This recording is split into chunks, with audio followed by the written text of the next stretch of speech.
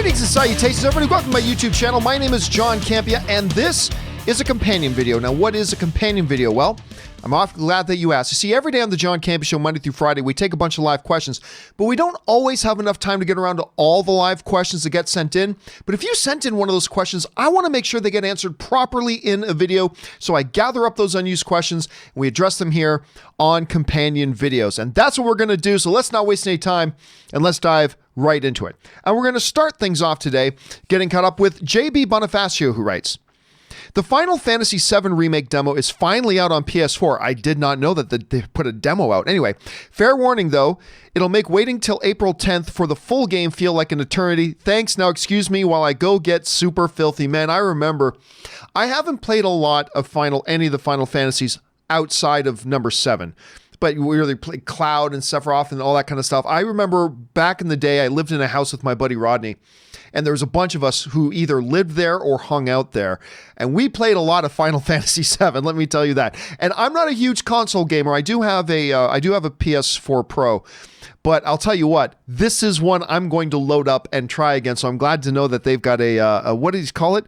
They've got a demo out? Okay, I'll go give it a shot. Thanks for putting that on my radar, JB. All right, Eric C. writes, hey, John, I don't hear very many people talk about how much the horror genre is dominated by female leads for decades, while other genres are slowly catching up like action movies and comedies. Yeah, the female protagonist has been kind of at the forefront of a lot of horror, if not most horror. As a matter of fact, there's a little horror comedy movie that I refer to a lot as one of my favorite indie horror films ever. It's called Behind the Mask, The Rise of Leslie Vernon. And in that movie, they actually talk about a lot of the horror film tropes. And one of them is the survivor girl. Like every good horror movie has the survivor girl, the one that ultimately stands up to the supernatural threat, whatever at the end. Even Scream kind of plays to that. We've got is the female lead there. Even the last couple of years, the biggest horror film of the last couple of years outside of it was the new Halloween film named Jamie Lee Curtis, right? Is our main protagonist there. And her granddaughter and her daughter are like all part of that as well. Whether it's Babadook or It Follows or a lot of the horror films now and in years past have been the strong female protagonist. And you're right, in that way, the genre has kind of been ahead a lot of the other genres, and it's something that continues. All right, Unwise Woe writes, yo, John, saw Invisible Man over the weekend. Nice. The movie was really good, great acting, and surprisingly scary at times. What did you think of it, and do you think it could revive the Dark Universe? Well, first of all, I do have my review up for the movie, so it's on the front page of the YouTube channel. You can find it under reviews. I did review the film. I like it very much. I like it very much. As a matter of fact, right now, it's probably my second favorite film of the year behind The Gentleman and just barely above Onward, which I also really, really enjoyed. But I loved Invisible Man. Here's the thing. Everybody's asking about whether it can revive the Dark Universe. I really don't see this as a Dark Universe movie. I mean, maybe the folks at Universal and Blumhouse do, but I do not see this Invisible Man as a part of a Dark Universe. It's really not. I don't know. It's hard to say. It's certainly not a part of the monster universe in any way, shape, or form. And right or wrong, I kind of see it as a separate thing. So no, I don't think this is going to have any bearing on a revival of the monster universe or dark universe or anything like that, because I just don't see it as fitting in with like The Mummy or Frankenstein or Dracula or the Wolfman or anything like that. To me, it's a totally different thing. But who knows? Jason Blum might be thinking that way. I just don't see it right now, but we'll see how it unfolds. All right, Stubble McShave writes, trivia. Call of the Wild 1935 was the last film produced by 20th Century Pictures before the Fox merger. The Call of the Wild 2020 is the first movie without Fox on the 20th Century logo. They bookended the time 20th Century Studios carried the name Fox. You know what? I believe somebody last week brought up that same. It might have even been you, Stubble. I can't remember. But somebody else brought that up last week. And that actually is going to be a great movie trivia question at some point in the future. What film had its original be the first film that Fox was attached to the name 20th Century, and was also, in its remake, was the last film to have Fox attached to 20th Century? too early right now, because as soon as you say the last film attached to Fox, everybody's going to know that's called The Wild. But in a few years, that's going to be a great movie trivia question. All right, Morse Codes writes, I think you could have added Cabah, known bad actor websites to the start of your presentation this weekend. Sounds like a fun radio station too. Well, of course, I think Morse Code's referring to the video I did on Sunday called Henry Cavill as Wolverine, The Anatomy of a Fake Movie Rumor. And in that, we talked about the UWS, or unknown website, because a lot of times the fake movie news stuff comes from some obscure, nobody's ever heard it little blog or little website that nobody's ever heard of. And then eventually, one of the more well-known sites goes, ooh, there's an excuse for us to run a tasty headline, even though we know there's no truth to it, and they run it, and then it gets... But a KBA, I don't know what you mean by known bad actor websites. I'm not quite sure what you mean by that. Fill me in on that, what you mean a little bit later. All right, NR99 writes, did you see that interview Tom Holland did where he said that he's been in talks for some sort of remake, referring to Back to the Future? As much as I can see Thomas Marty, I don't want to remake. I've heard nothing of that. I've heard nothing that Tom Holland is any kind. Look, I know somebody put together that deep fake video of Robert Downey Jr. as Doc and Tom Holland as Marty, and that got everybody talking. But as far as I know, and I could just be missing something, but as far as I know, anything like that on Era 99 is just not true. Probably something somebody made up. If it is true, it's true, but I've heard nothing from any legitimate source personally that says, even if Holland was joking about something like that, and again, I never saw him say that, but if he did, I've seen nothing from any legitimate source that suggests anything like that is even remote to being on the table. So I wouldn't pay too much attention to that. I think that's more of a byproduct. My guess is, and I could be wrong, my guess is that's more of a byproduct of everybody talking because of that deep fake video that came out. Colin Tucker writes, with a sequel in talks for The Greatest Showman and without Hugh returning, I think a sequel really loses its magic and energy Hugh brought to the first one.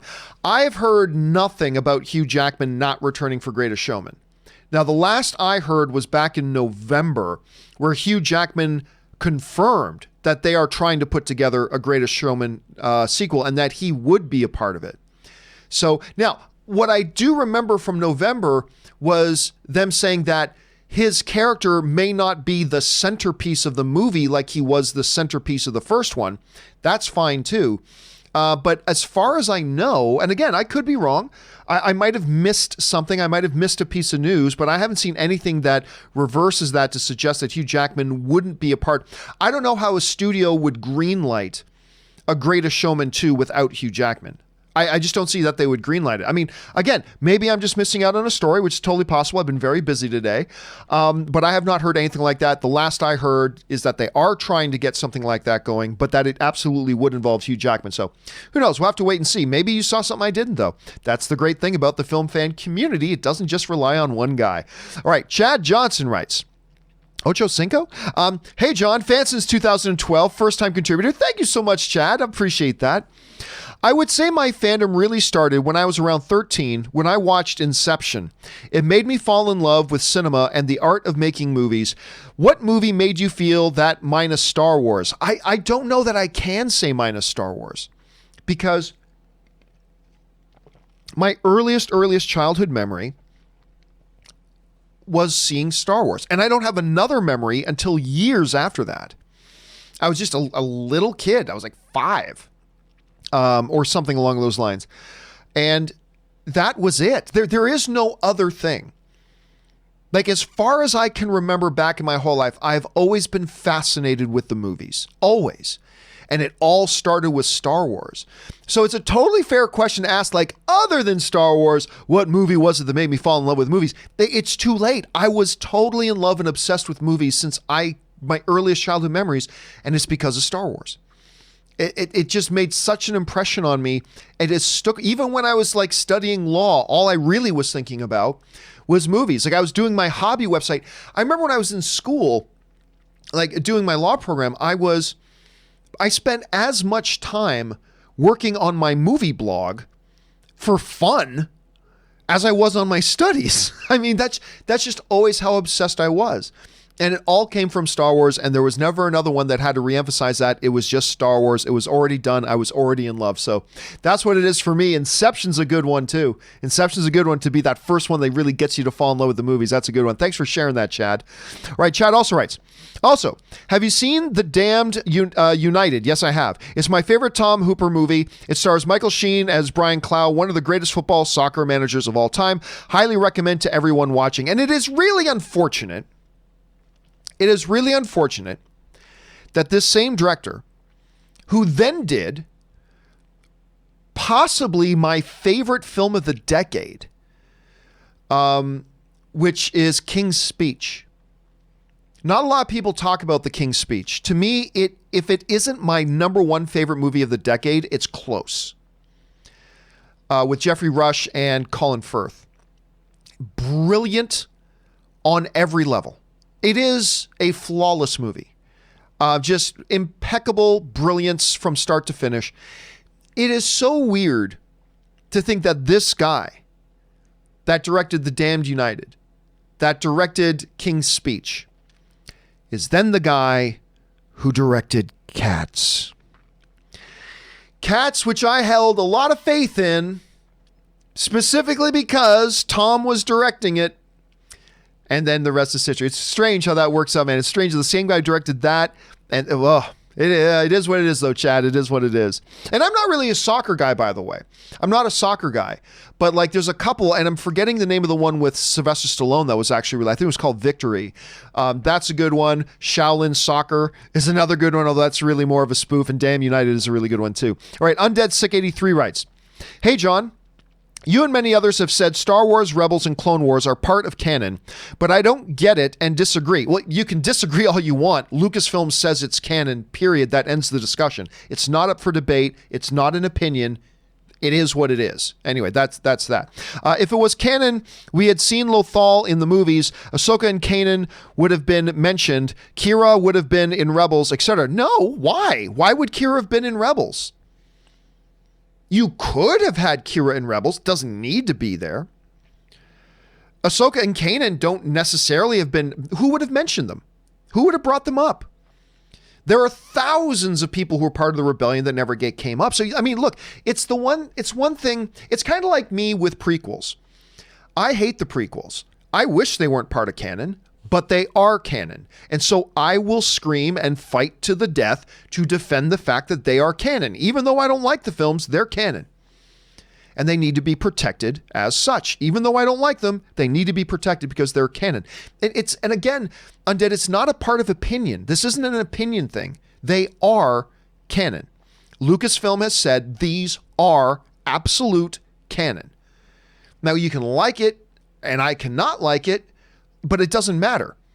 And I can think in my head that they're not canon, but it doesn't matter. See, you can say, well, John, to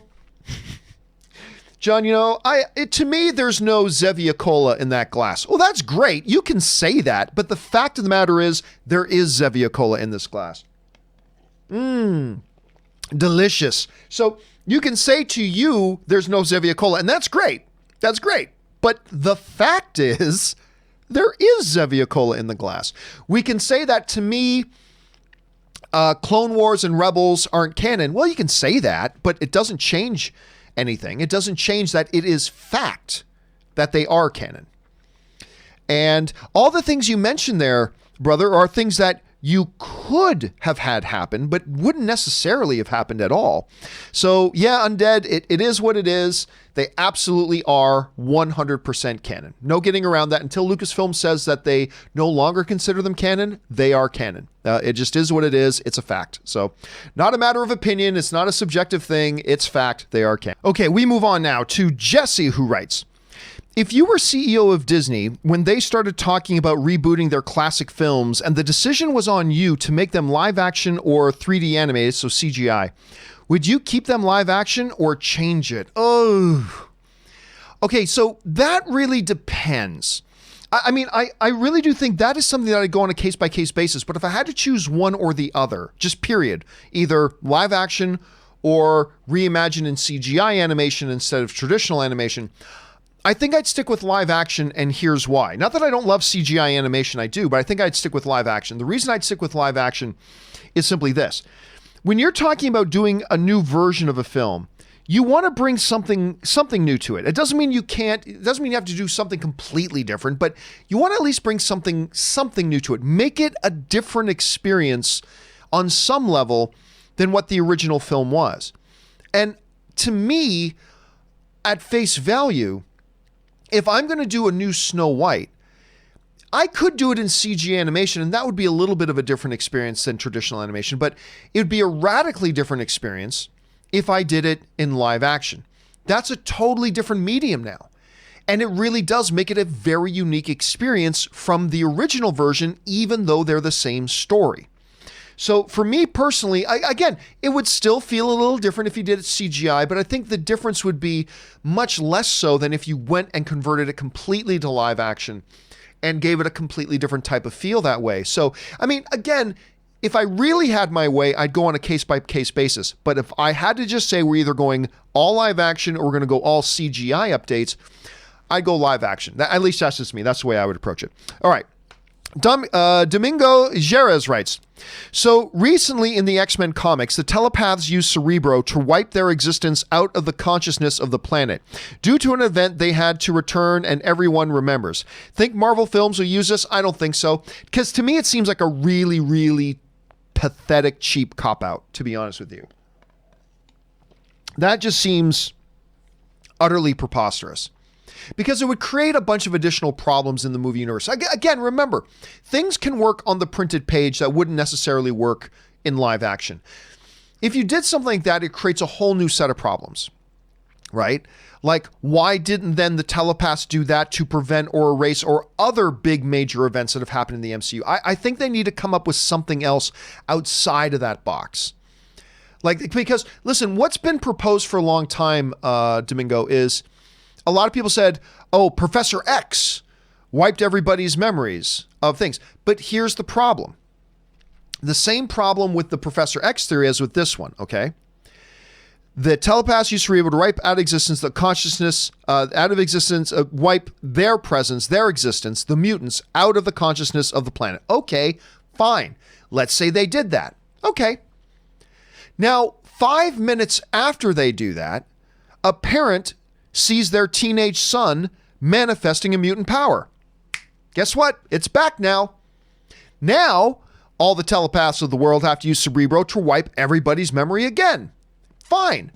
5 minutes after that, some mutant decides to manifest their powers and rob a bank, and it gets caught on the news. Now everybody knows about them again. Okay, so they have to go back again. And so it creates what I call a domino problem.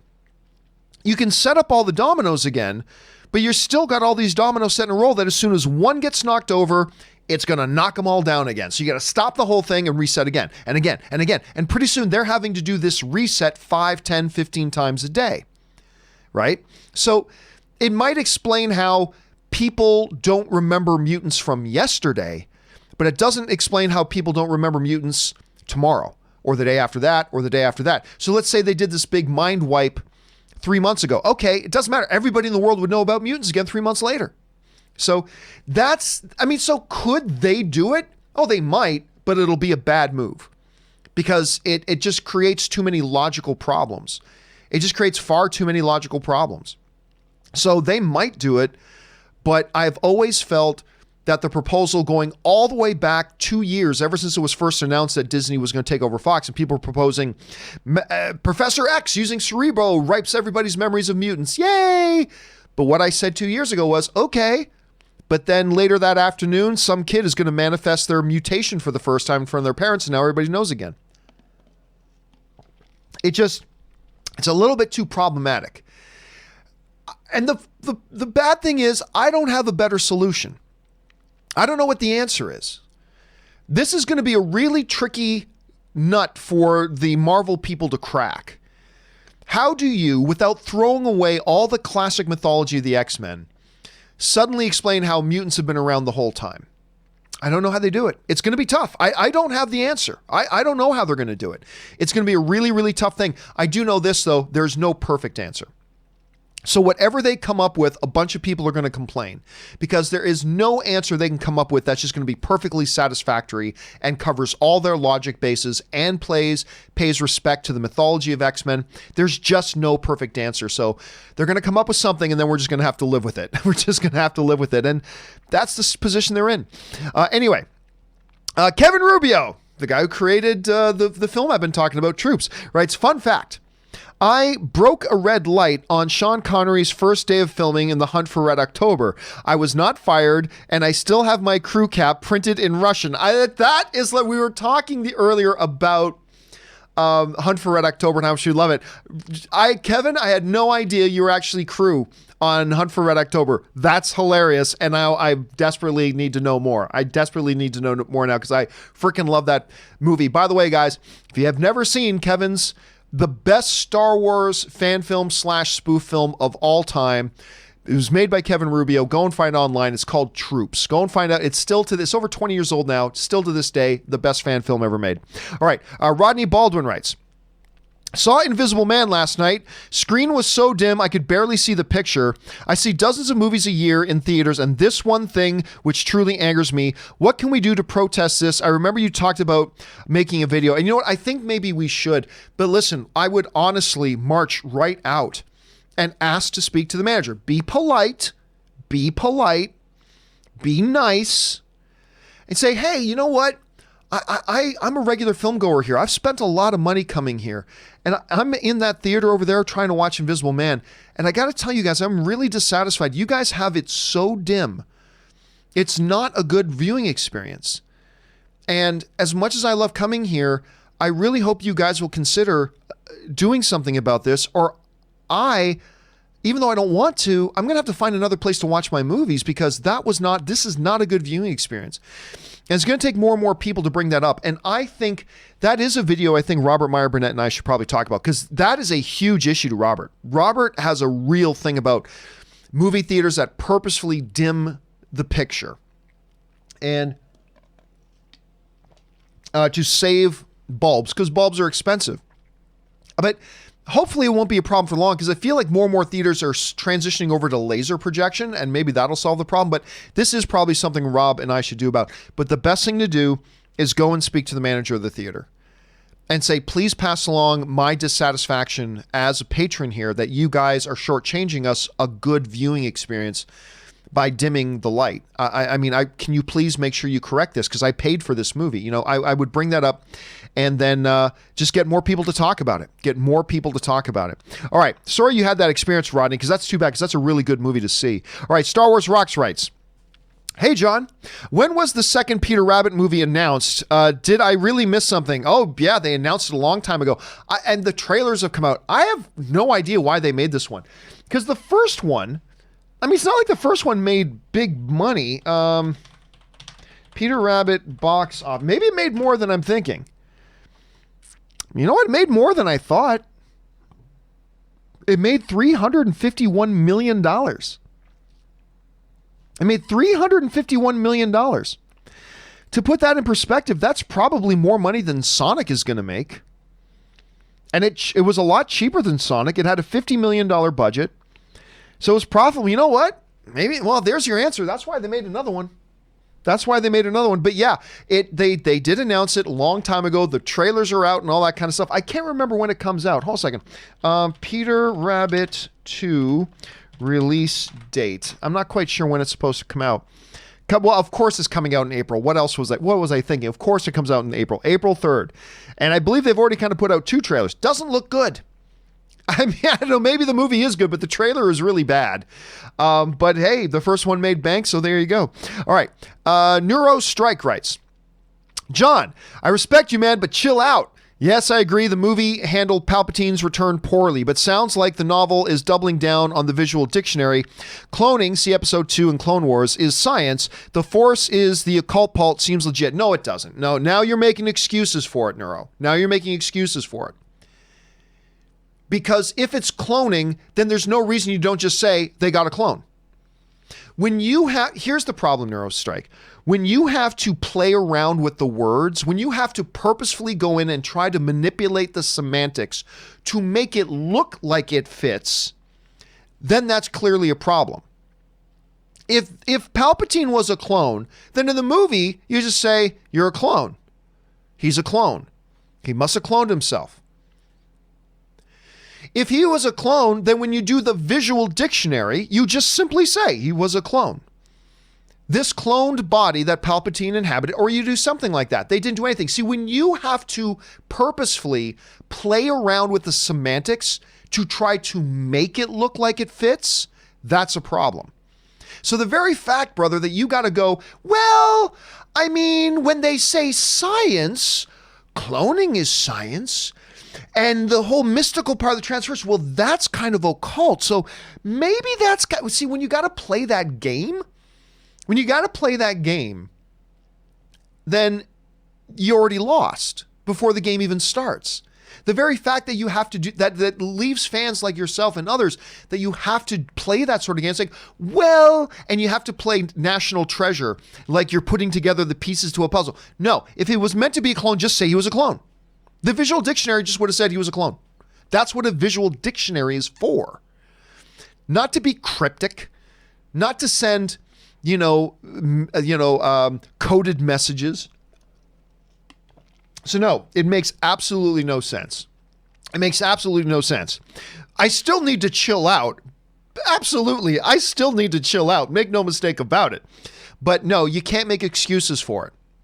If the moment you have to start playing a semantic game of, well, if you look at it like this and then do this, then maybe somehow, the minute you got to do that, it's an admission that they screwed up.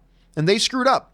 And it pisses me off that they screwed up. So, yeah, but I probably still do need to chill out, though. You got a point there. All right, we move on here. Next up, TLC in Arizona writes, don't usually like horror movies, but Invisible Man was great. Twists and turns, not at all formula. While at the theater, saw two young ladies pouring popcorn back and forth, trying to get good butter coverage. Shared your trick, and they loved it. There you go.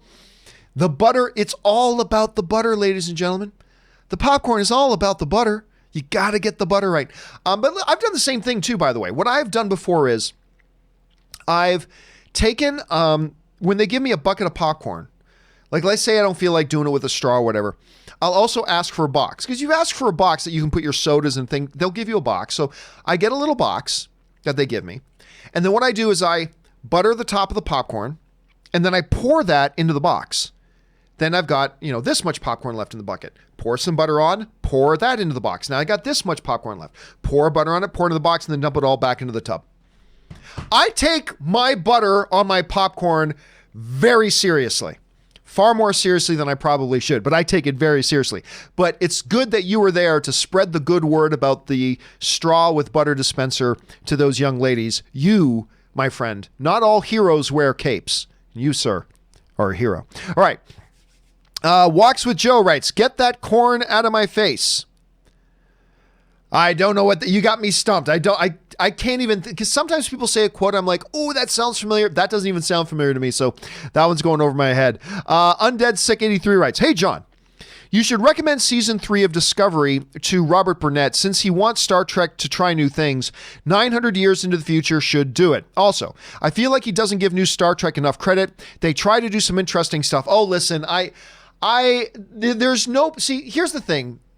I love Robert, but Robert and I understand. What I understand is I can't talk about Star Trek with Robert. I just can't. Because I think Star Trek Discovery is great.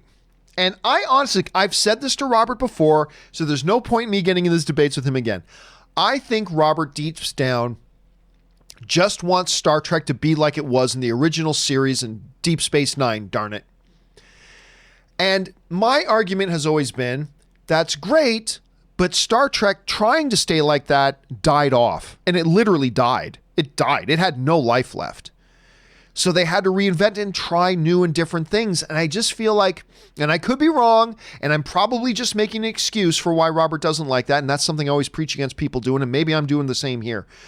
But I just feel like Robert just wants them to be like old Star Trek. And if it's not old Star Trek, then it's not Star Trek. And me, I appreciate the older Star. I love Next Generation. I love the original series. But I also found, Discovery's very different, but I really appreciated it for what it is. I think it's a really engaging, good show. I enjoy it very much.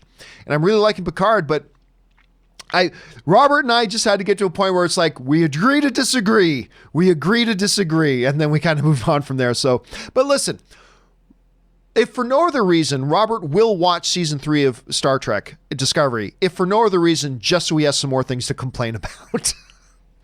Is that mean for me to say? Maybe it's mean for me to say, but I feel like he'll watch it. I won't have to convince him. Well, he'll watch it if for no other reason, just so he has some more stuff to complain about when it comes to Star Trek. Robert. Oh, I love that guy. All right. Allison's Attic writes, just read that James Lipton from Inside, I heard about this earlier today, from Inside the Actor Studios passed away at age 93. First, I didn't even realize he was that old. He looked great for his age. I mean, he didn't look like he was 30, but if he was 93, he looked great for his age. Passed at age 93 years, loved watching his show and getting intimate with actors. He was fabulous. He was great at what he did. And I was really sad to hear that he had passed. Somebody brought it up earlier today. I hadn't heard of it until somebody brought it up. And you're right, Allison's Attic. It's really sad to hear that because he was a great interviewer. And, I am now tempted to go back. Will Ferrell used to do a wonderful job imitating him on some Saturday Night Live sketches. That was really fun, like very funny, but very respectful at the same time. Yeah, it's very sad to hear that he passed away. Jorge Sosa writes, wait, so if the Emperor is a clone, then WTF is Snoke? I don't know. I made Snoke. How? Because. I mean, that's... Okay, I get it. There's a Snoke container there with some spare Snoke parts. Are you making another one? I didn't understand that at all. I made Snoke. How does that explain anything? Because. Okay. Yeah, I'm with you, Jorge. It's just ridiculous. Kongs Young writes, hey, JC crew. With Chapek as CEO now, how likely will this affect the previous philosophy instilled by Bob Iger, specifically pertaining to Deadpool? Are we now more likely to see an R-rated Deadpool in the MCU than before? No. And I'll tell you why. One of the differences between like the responsibility of the CEO versus the board keeps their hands out of the day-to-day operations, staffing, and running of the company. That's the CEO's responsibility. The CEO will be in charge of all. A lot of people think, Bob Iger will still protect. No. Bob Iger won't have anything to do with it. Bob Iger is now simply, he's still the most powerful man at Disney, but he is of the board. The board does not deal with the day-to-day personnel or operations of the company. That is up to the CEO and his other chief officers. They look after the personnel, the steering of the ship, the general overall function, and the day-to-day operation of the corporation as a whole.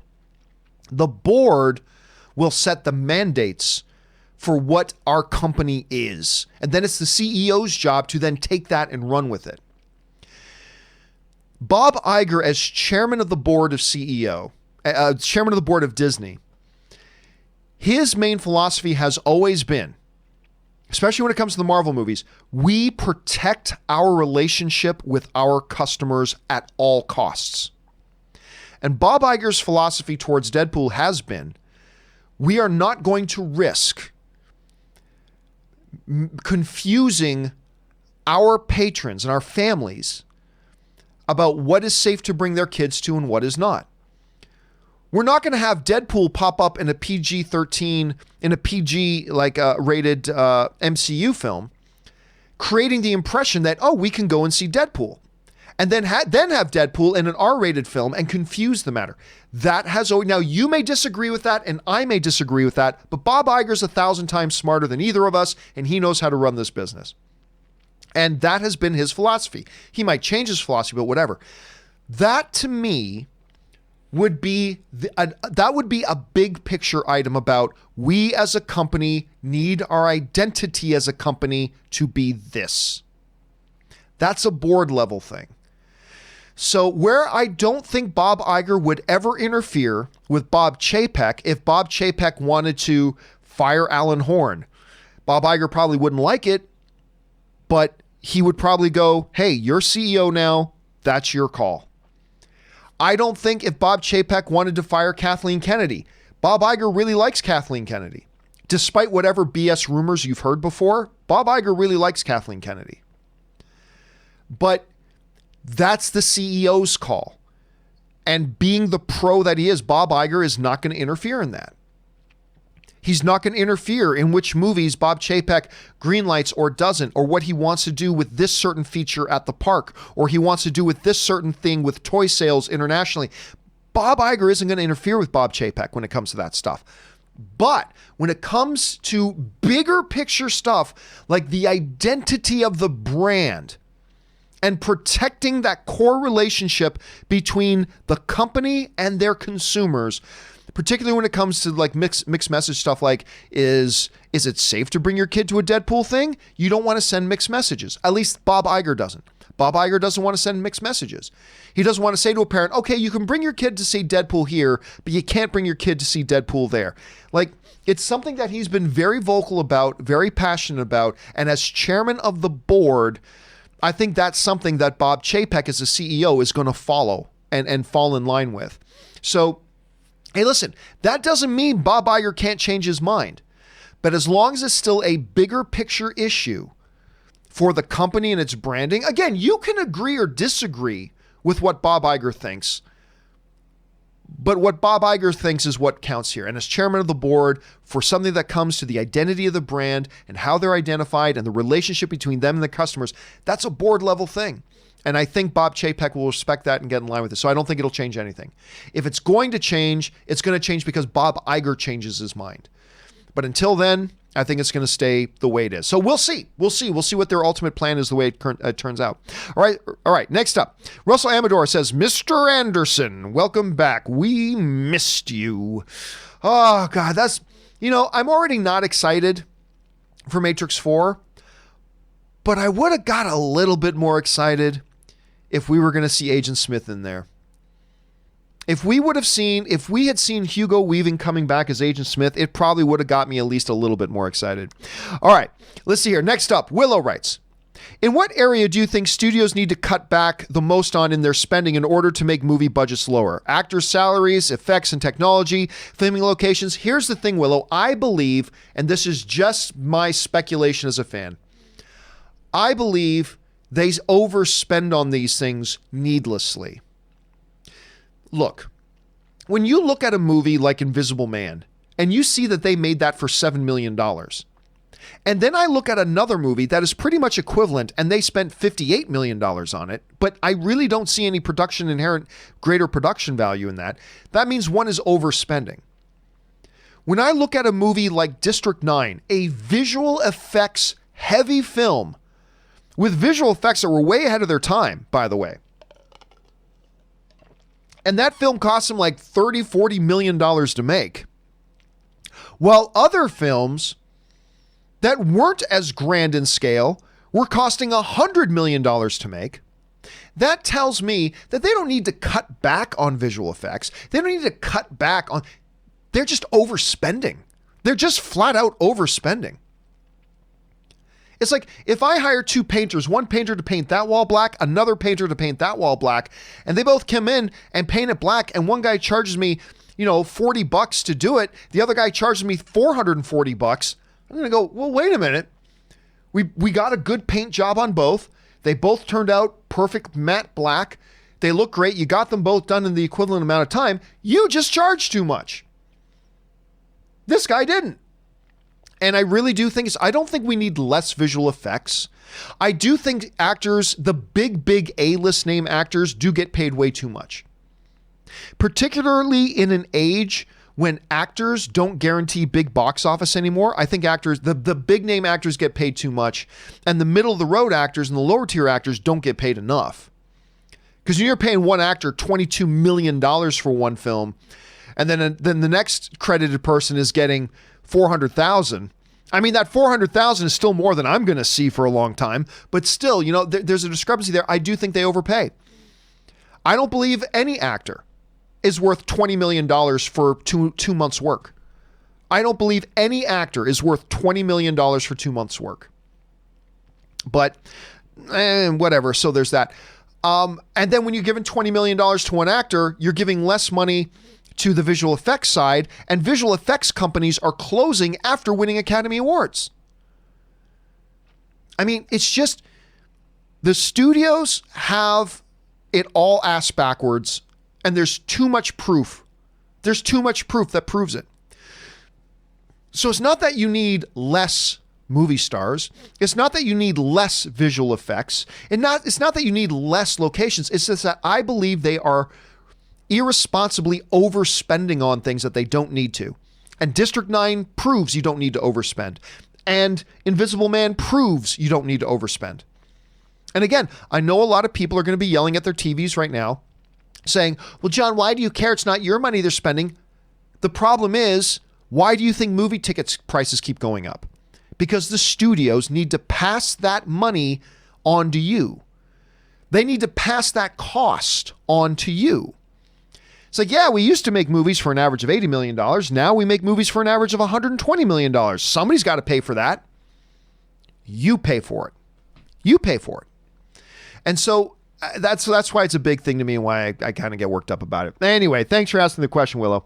Okay, next up, James L.H. writes, John, one of two. I mentioned Spencer for Hire. Well, it's dropping this week. I also mentioned VHS. How about a trip down memory lane? How influential was VHS to home entertainment? Is this something that's underestimated now? VHS was my first time owning physical media. We had the original home entertainment war, Betamax versus VHS. The concept of being able to own movies I could watch whenever, or recording a show from TV. I used to record a lot of US shows, but there was this bad side, such as when the tape got chewed. Oh, I know. And no, you're absolutely right. I'm sure there's probably a documentary out there on the war, on the format war between before the big format war, the HD format war of Blu-ray versus HD DVD. I think that's what it was called. I think it was there when HD was first getting introduced. There were two primary formats. There was Blu-ray, which obviously won. And then there was, I believe it was called HD DVD. I think that was what it was called.